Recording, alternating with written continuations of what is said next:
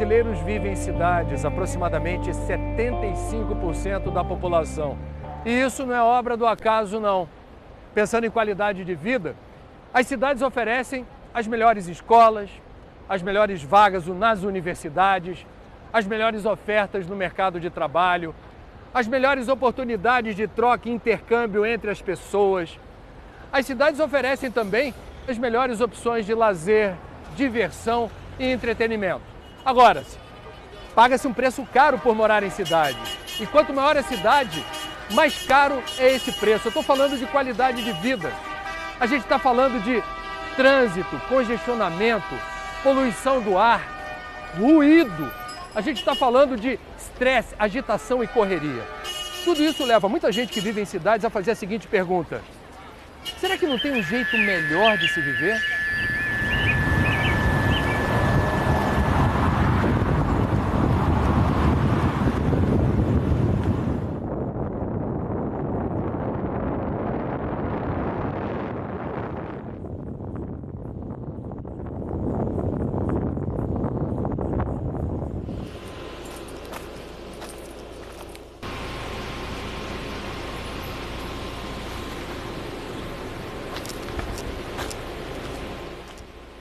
Tudo começou com essa água aqui, né? Quando nós conhecemos essas cachoeiras aqui do entorno do Parque Nacional Serra dos Órgãos, ficamos maravilhados, né? E começamos a buscar um terreno e finalmente achamos um sítio aqui em Santo Aleixo que estava no tamanho do nosso bolso. E aí, com os anos, aprendemos de viver com a cachoeira, de ter nosso lugar, nosso lazer na cachoeira, e de fazer manejo das águas, né? Quando vem enchente grande de verão, esse poço enche de areia e inviabiliza tomar banho. Então vamos tirar a areia, essa areia virou base da bioconstrução. E na primavera, as primeiras enchentes que estão chegando, eles trazem todas as folhas da mata para cá. Isso é nossa base da compostagem. Então o rio me dá matéria-prima para construção e para plantação. Me dá lazer, me dá água para beber. E foi aqui que um alemão e uma argentina fincaram raízes. Fizeram brotar uma ecovila e semearam os preceitos do que hoje se chama permacultura. Permaculture is really a design system. And so it's not really a system of gardening or a system of farming in the way of precisely how you work the plants and the soil. It affects all of those things, but it's more of a design system for both sustainable land use and sustainable living. Permacultura é cultura permanente. É como um termo para substituir sustentabilidade. Começa na Austrália, onde vira uma disciplina de academia, né? E então chega 20 anos depois para nós. Permacultura é uma releitura gramatical de práticas que já aconteciam, começa focando na agricultura, mas depois expande isso a todos os nossos usos. Uma maneira bem concisa de passar para as pessoas novos conceitos de viver sem deixar de ser nós mesmos, mas sem destruir o planeta.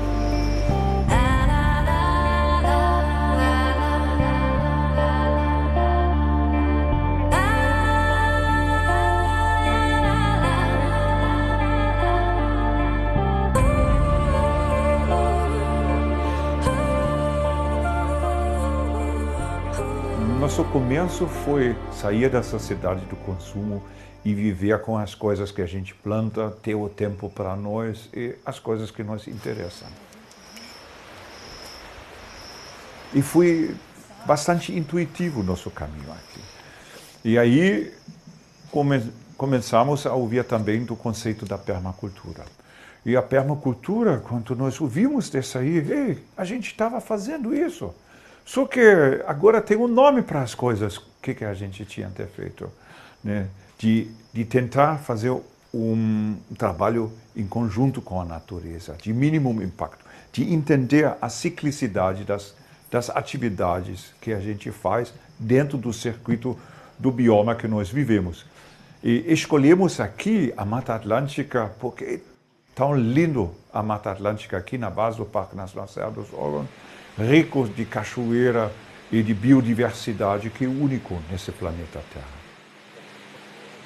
A gente poderia pensar que nós estamos na baixa renda, que, enfim, mas a gente vê que nós temos muitas riquezas que não se pagam com dinheiro, né? A gente tem uma renda talvez um pouco menor, porque é difícil no campo você se sustentar mesmo que na cidade, mas também a gente tem um equilíbrio porque a necessidade aqui é menor. Então a gente entende a riqueza como esse conjunto. Da horta à mesa. O casal aprendeu e ensina que viver de forma sustentável é respeitar a natureza. Aqui nada se perde e tudo se transforma.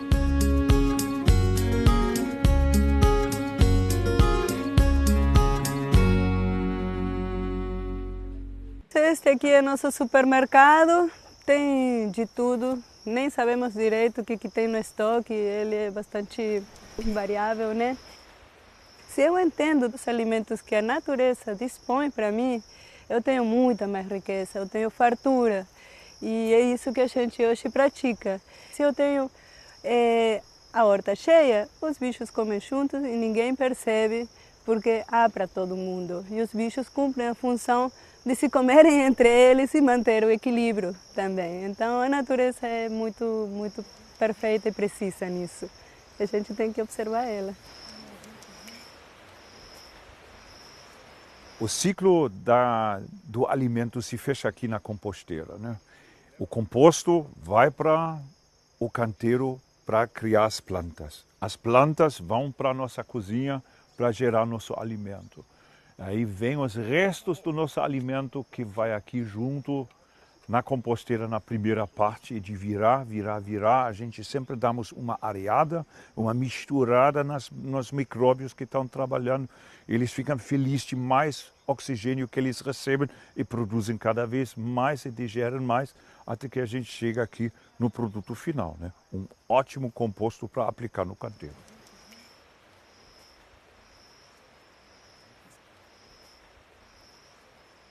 Então aqui é o nosso biodigestor. Construímos o biodigestor para tratar todo o esgoto na nossa propriedade. Então da casa dos hóspedes, nosso centro de vivências e da nossa casa também. E se junta tudo aqui. Aqui é o tanque de fermentação, o próprio biodigestor. Então ele está 100% fechado e os fezes fazem uma fermentação anaeróbica. E aí o gás metano fica acumulado embaixo da tampa. Então se forma gás dentro do biodigestor. O gás só tem vazão via esse tubo de meia polegada de água até o fogão. O biofiltro tem várias camadas, né? Então faz uma segunda filtragem e nessa outra filtragem ele sai para o bujão do biofertilizante. E aí eu consigo bombear o biofertilizante na plantação para irrigar o bananal, por exemplo. Ou senão ele vai na zona de evapotranspiração lá embaixo. Aí não sobra água nesse circuito, está tudo aqui.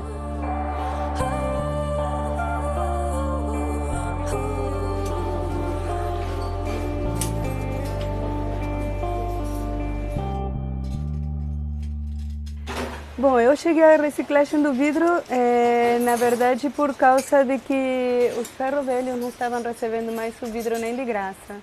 E a gente aqui sempre se ocupou em procurar um destino para todas essas coisas. Então a gente falou, putz, onde tem um problema tem no mínimo 10 soluções. Alguma a gente vai achar. Depois, né, que o ferro velho não quis mais comprar nossas garrafas, então a gente estava pensando, o que vamos fazer com as garrafas? Aí, de repente, eu tive a ideia, vamos fazer uma casinha das garrafas e preencher os vãos com as garrafas. Reciclamos mais de 1000 garrafas nessa casa e utilizamos mais outros materiais reciclados, como velhas janelas que eu achei, restos de madeira e fizemos um telhado com Tetra Pak. Eu vi as plantas tomando conta de uma pedra e aí me imaginei, pô, essas plantas de repente também podem crescer em cima do telhado. O telhado verde, ele segura um pouco de água, então é um regulador do clima também, né? Ele deixa a casa mais fresca no verão e no inverno não deixa ela resfriar tanto.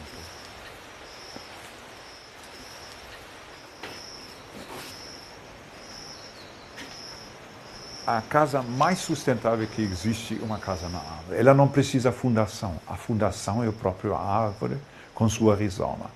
Ela não precisa um telhado super fortalecido, porque a gente já tem a copa dessa árvore que está já fazendo uma pré-proteção. A gente consegue até utilizar alguns galhos da própria árvore dentro da construção.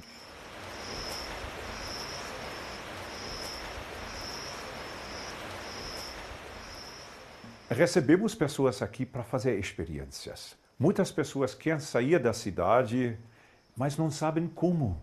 O que eu vou fazer depois no mato? Eu não sabe plantar. Então, isso é o nosso meio que nós oferecemos para as pessoas da cidade. Aluga sua casa na cidade e aluga um suíte numa ecovila, uma casa numa ecovila. E faz uma experiência durante um tempo, 1 mês, 3 meses, em vários biomas diferentes. E essa experiência que ele vai fazer dentro de uma comunidade, um centro de permacultura, são todas coisas práticas. Quando eu leio um livro, de repente eu fixo 10% do lido na minha mente. Existem vários exemplos de permacultura urbana. E no São Paulo, em todas as capitais, vamos dizer, já existem grupos de permacultura. Existem grupos de jardinagem urbana que ensinam e também estão ocupando praças públicas. E a única saída que a gente tem para a sobrevivência da raça humana. O câmbio climático está batendo na nossa porta. Cada ano as chuvas torrenciais e as secas são mais acentuadas. Temos que fazer nosso passo e o empoderamento de cada um. Quando eu digo, eu faço, eu vou chamar meus vizinhos, nós fazemos, já somos muito mais fortes para fazer as coisas.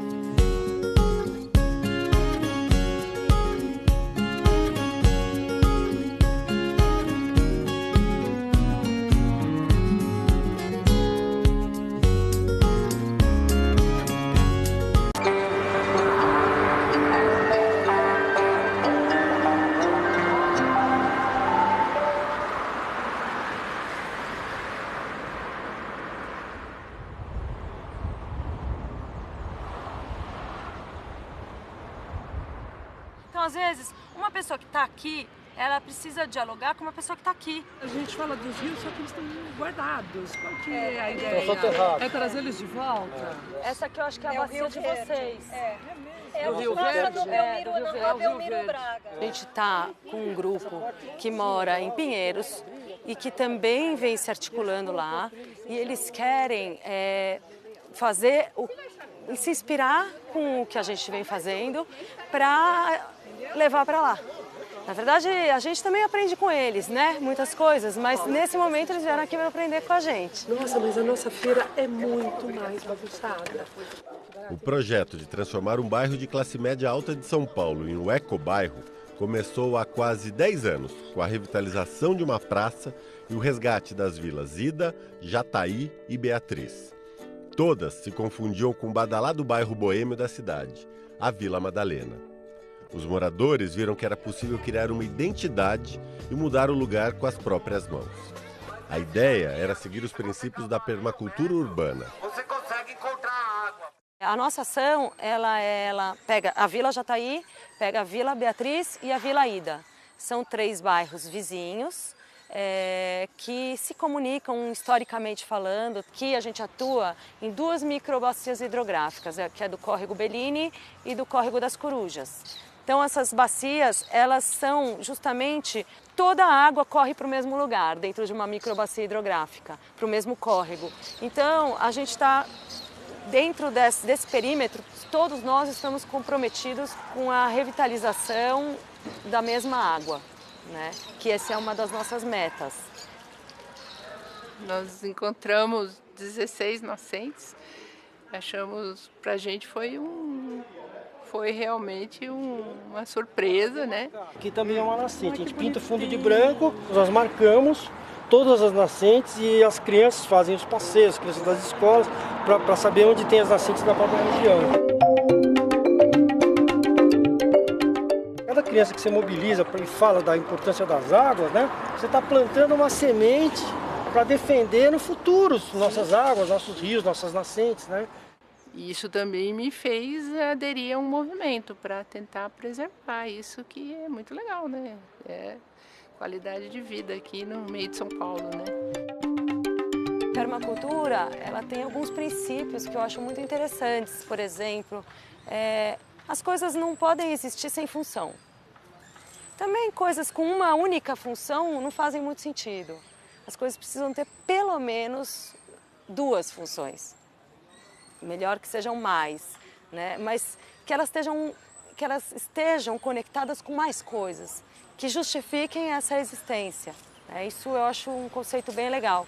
Outro conceito que eu acho muito interessante é o olhar sobre o lugar onde você vai investir, sobre a sociedade que você vai atuar, de uma forma que você use os recursos daquele mesmo lugar, que você não traga de fora, que você não despenda energia à toa.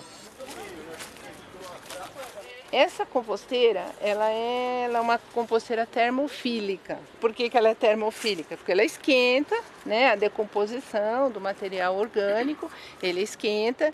E o fato dele esquentar, de chegar numa temperatura, às vezes a gente não mediu, mas dizem que chega até 70 graus de temperatura, faz com que alguns animais, tipo barata, rato, mosca, não fiquem. Nós estamos aqui agora, a gente não está vendo uma mosca e não está sentindo cheiro nenhum. O fundo dela foi feito para que os líquidos possam descer e ser absorvido pelo solo. E as paredes e as camadas de folha seca e palha são para manter a aeração. Então a gente não precisa mexer nunca esse composto, a gente não mexe. A gente só abre e alimenta e fecha novamente. Na verdade, você pega esse adubo todo produzido e espalha na praça. Então você vai melhorando o solo da praça. Aqui são 4 canteiros, um deles é de chuva. Nós tivemos a ideia de transformar esses gelo baiano, que faz esse traffic calm, né, que é chamado, esse acerto, né, de curvas e cruzamentos, transformar isso em canteiros permeáveis. Foi tirado todo o asfalto, a gente chegou até a terra e sobre a terra nós colocamos troncos, galhos, gravetos, folhas secas e depois uma camada de terra. A finalidade desses canteiros permeáveis, seja uma calçada permeável, seja um jardim de chuva, um canteiro de galho, seja o que for, a finalidade dele é diminuir esse fluxo de água potente, né, que desce, que pode causar enchente, e alimentar o lençol freático para a gente continuar tendo aí uma produção boa de água.